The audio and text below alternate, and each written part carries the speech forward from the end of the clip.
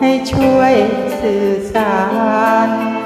ก่อนจะเปียกปอนยังพอหลบทันฟ้าคนนั้นยังน้ำใจเจ้าบอกดีน้ำใจฟ้าคนจะจากราก็ช่าง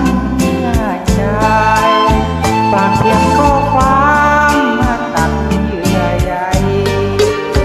ด้วยคำง่ายๆจบกันเสียทีเคยบอกเจ้าแล้วว่าอ้ายบอกเคยหักใคร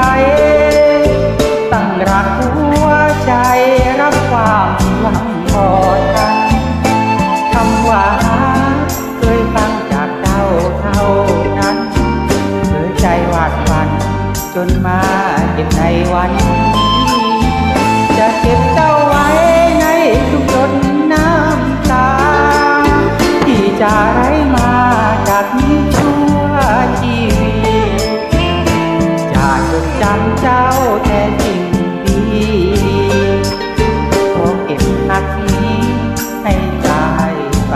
กับใจเพื่อจะมีคนที่ดีกว่าก่อนที่เวลาที่อ้ายต้องไปขอบอกตัวเอ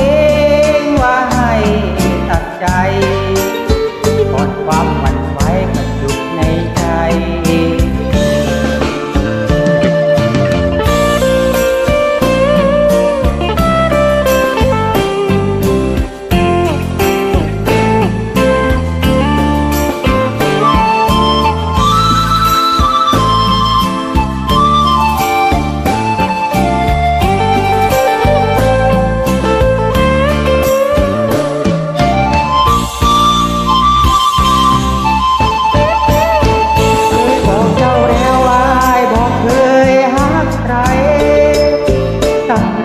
หัวใจ